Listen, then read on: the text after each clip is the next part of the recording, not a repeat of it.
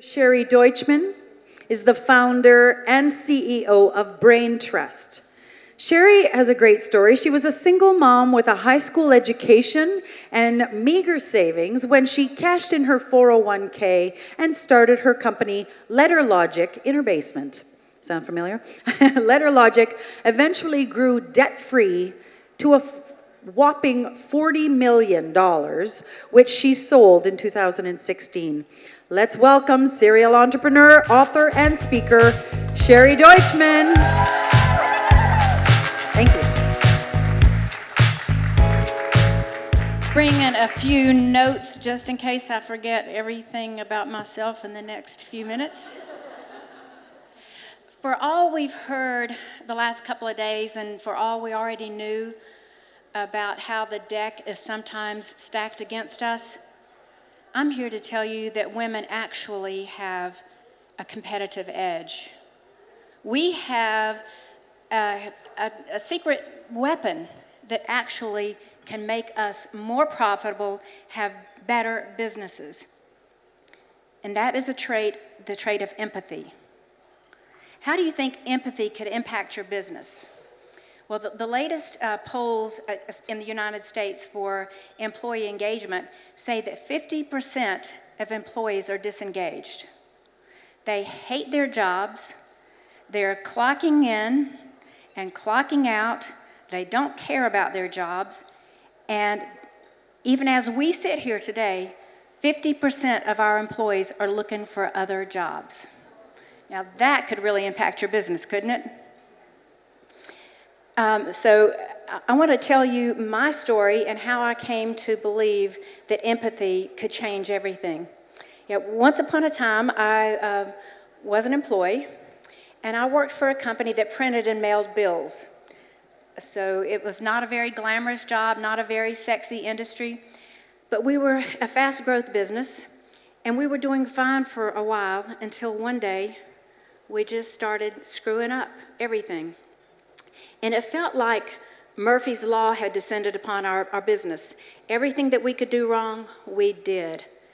And so even though I was vice president of sales, my job quickly devolved into that of being a professional apologist. I spent all my time groveling to customers, trying to get them to stay with us and trying to explain why we had screwed up again. And I was just so frustrated with the careless problems, because it occurred to me that 95% of our problems were simple human error. Human error caused because people didn't care, and then one day it hit me like a ton of bricks. My coworkers don't care because nobody cares about them. And so I ran into my boss's office to tell him this, and to say, hey, if we could do this, this, and this, we could change the morale in the company, and then we could change this terrible trajectory we're on. You know what he did? He patted my hand and said, Sherry, you don't know anything about business. Why don't you just go sell something? I was crushed and frankly just pissed off and hurt. I felt so disrespected. He had seen me talking to customers every day, groveling to keep his business going. He knew that I was a single mom, and I was a straight commission sales rep, and he knew that every time I lost a customer, I lost income, and he didn't care about that. And he heard the pain in the customers' voice as they talked about how our mistakes were impacting their business, and he didn't care about that. And so I reflected on his words, though, that I didn't know anything about business. And it's kind of true. I was, have only a high school education. I had no formal business education. And yet I had one thing that he didn't have in spades. I had empathy. I gave a damn about my coworkers and about my customers. And so I took his advice, and I just went and sold another account. Except this time it wasn't for his business. It was for mine. Thank you. So I set up shop in my basement, competing against him, with my desire to never be like him and to not grow my business the way he had grown his. And I just determined, I'm going to try a different tack here. I'm going to put my employees first.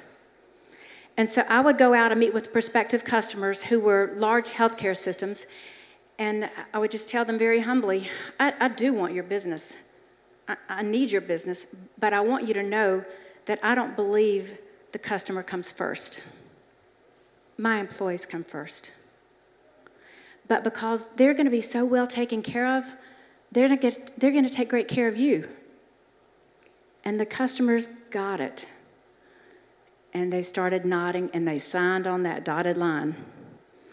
And they loved the fact that we paid a fair living wage to our employees, and that we let our employees bring their pets and their kids to work.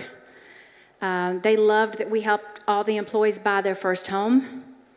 They loved the fact that we helped employees by investing in their own business if they wanted to have their own businesses. And they loved that what was at the core of the success of our business, empathy. But along the way, I think there were 3 key things that set us apart, that really displayed our empathy in a way that the employees knew they were cared about. And I want to share those 3 things with you. First is listening. So I created formal and informal ways to just listen to my employees. Probably the most powerful method was something I called Lunch with Lucy, whereby on Wednesdays, thank you, there's my book, whereby on Wednesdays, I wasn't Sherry, the CEO, I was just Lucy, a coworker. And any of my employees could sign up to have lunch with me, and they would choose the restaurant, they would choose whomever else would be at the table. Sometimes it was just the 2 of us, and sometimes they wanted to bring the whole department. Sometimes they wanted to bring a parent, but it was whoever they wanted to bring to this lunch. And then we talked about them. And I learned about their hopes and dreams. And I learned about their dreams that they'd had to put on the back burner to work in my factory just to feed the kids. I learned about what they thought I was doing wrong as a leader, and what little tweaks I could make to make their lives better. And I just listened. You can't imagine how much I learned in those lunches. And it became the most important time I spent in growing my business every week. Just an hour and a half. So I want to ask you, what might you learn if you just spent time listening to your employees? The second key was around transparency. So we all want our employees to jump in and help us build a better company, right? We want them to help us make it more profitable so we can have greater influence. But how in the heck can you expect your employees to make your company more successful if they don't understand how you make money? So once a month, I brought all the employees together in one room, and we went over the financials from the previous month. We went over the P&L so that they could see exactly to the penny how much money we brought in. And then they saw the bottom line. This is our net profit. And then we talked about all the factors in between. So for the first time, they could connect the dots between their actions, or sometimes their inactions, and that bottom line. And they realized their impact on that number. And they started having more respect for each other and caring more about the role of other people in that bottom line. But why should they care about the bottom line for my company? Because of number 3. Number 3 was every month in that same meeting with everybody sitting there together going over the financials, I took 10% of that bottom line, whatever it was, and I split it evenly. Handed out checks to everybody so they got an even share, whether they were the CFO or the custodian. telling them that their role was just as important as every other person in contributing to that bottom line. Thank you. But it wove them together so tightly into making that bottom line bigger and bigger that they had love and appreciation for each other. And so it enabled us, just these 50 people, to grow a powerfully successful company. So successful that the results are that we did grow to $40 million a year with no debt, that we were named one of the fastest growing companies in the U.S. for 10 straight years, and that our net promoter score, it was an unheard of 97. All of that while we were the most expensive in the industry. This stuff works. And the most important thing is that empathy, although scientists agree that women have more empathy than men, they're not sure why yet. I believe that empathy, although it's innate, that it can be contagious and that it can be learned. And I saw that in my organization no more powerfully than after I sold the company in 2016. So I announced the sale of the company on a Monday, and the following Monday was my last day with my employees. But that week, my last week with them, I met with each of them to give them a gift for their contribution. And a month later, a young woman, just 26 years old, invited Lucy to lunch to tell me what she did with her money. So what do you think a 26-year-old woman would do with tens of thousands of dollars? This young woman paid off her parents' mortgage. She had heard them talking about their relatives in Serbia and how much they wanted to help, but they couldn't because of the mortgage. So she paid it off. And she said, I did it because of working with this company.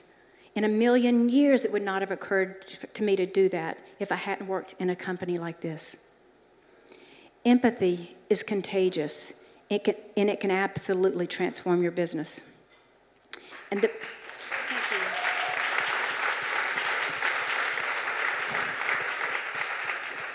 The best way I know to demonstrate the value is to share with you a fable. So a man is going to work in Europe for a year, and he has a horse that he has to board while he's away. So he goes to look at the 3 stables that are closest to him to try to decide where he's going to put the horse. So the first place is just the most gorgeous farm you've ever seen. It was just rolling green hills, lush grass, and the horses that were there, they were beautiful. Bright, shiny coats and muscles. And the barn, as he's approaching the barn, he's like, this barn is prettier than my house. No sooner did he park than somebody bounds out to greet him and welcome him to say, thank you for coming, how can I help? And he says, wow, well, I'm looking for a place to board my horse. What do you charge? And the farmer says, well, we charge $2,000 a month, but we'll give you a credit for $500 if you will allow us to sell the manure that your horse produces each month. The next place he goes to is not quite so nice, but it's still okay. There's patches of grass, and the horses look okay. The barn's just all right, but the price is a whole lot better. It's only $1,000 a month, and they're willing to give him a $250 a month credit for the manure his horse produces. But the third place was quite different. It was just a mess, such a contrast to the other 2. There was hardly any grass. The horses that were in the field were scrawny. Their coats were matted and dirty. The barn was falling down, and nobody ran out to greet him. He had to go searching for somebody to talk to. And finally, he found a gnarly old man who said, what do you want? And he said, I was just trying to inquire about my horse. Could y'all take care of my horse? Yeah. What do you charge? $500 a month is what we charge. And the farmer says, the gentleman says, so $500 a month, what about the manure? What kind of credit are you going to give me for the manure? And the farmer said, Mister, are you serious? If you're only paying me $500 a month to board your horse, there won't be any manure. The moral of the story is, if you don't have empathy and take care of your employees, there won't be shit to sell.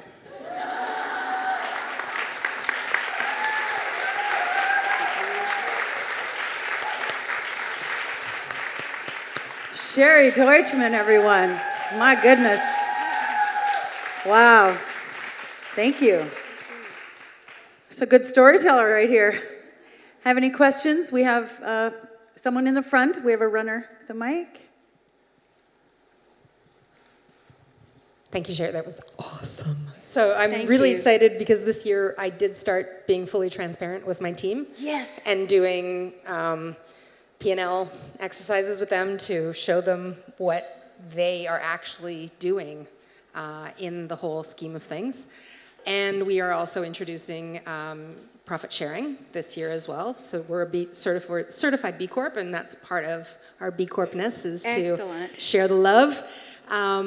One of the things that I am researching right now is how to share. And so your story mentioned that you took 10%, and like everybody got 10%, no matter what their rank was in the company. And I just wanted to know, how did you decide that, and was it something that stayed like that, or did you eventually make it so that the people who were higher earning got more and less, or is it just... From day one, it was 10%. Maybe 7 years in, I hired a new CFO who at first pretended that he was just enamored of our culture and he loved the profit share the way it was. And a few months into his employ, he pulled me aside and he said, I love, your heart, and this is really good, but I don't think you understand how profit share works. And I said, well, explain it to me. And so after he did, I said, so what you're saying is that because your salary is here and Frank, our receptionist, is here, that you should get a much greater percentage of the profit share. And he said, exactly. To which I said, you're fired. Because don't ever tell me that you're more important than Frank P. LeVar, our inimitable receptionist, because this is a man who ran to greet everybody at the door to welcome them into the company. And that's just as important as a CFO. And so I think that it was one of the few brilliant ideas I ever had in my life, and it changed everything because it gave them a vested interest in the success of the company. And they watched that number grow, and they knew that they were part of it. Thank you. Here's another question here. Okay. It's Laura here. Over on this side. Sherry, that sorry. was so inspiring. I Thank mean, you. very inspiring, especially like Kim. My company is also a B certified company, and through B certification, we learn how to use open management, that is transparency, and it has been the best thing that happened to us. However, my question to you is empathy. Not every child is born from the same family. How do you really manifest? Have you done skill training to really teach empathy, or just your example was enough? What did you do? I think that it starts with setting the tone and setting the example at the top, but it comes with hiring the right people and by being mindful of their empathy quotient as you're hiring them. So although I still got it wrong a lot of times, some of the questions that I asked as I was interviewing employees was, please tell me about the last, community service project you were involved in. Or when was the last time you experienced some kind of injustice, and what did you do about it? And then just listen. And that helped me weed out some people that would not be good for our model. There's a time when I was getting ready to hire a woman. She'd been through 5 interviews. We loved her, and we took her to lunch to tell her that she was hired. And right off the bat at lunch, she was rude to the waitress. And none of us had to say a word. We exchanged a glance, and we knew she was not going to be one of us because she did not have that innate empathy that we could even build upon. Did that answer your question? Wow. And we have another question here. Hi, Sherry. Thanks for coming to speak to us. That was a very enlightening story and talk. I work for RBC, so a very, very big company. And like other big companies, we do have elements of empathy in our leadership from profit sharing and those kind of things, but it seems a lot further removed and doesn't necessarily have the impact that you spoke about. What advice would you give to large cap CEOs to connect more and just bring more empathy to the workplace? Well, actually, there are some great examples in corporate America, at least.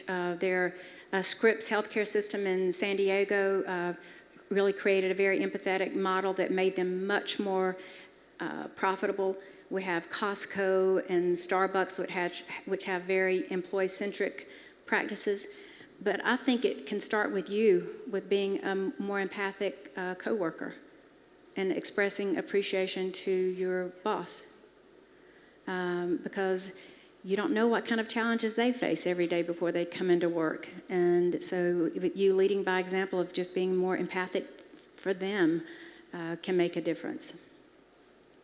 Thank you very much. I think that's all we have time for. Oh, I know we'd want to talk with her forever. Let's hear it one more time for Sherry Stewart Deutschmann.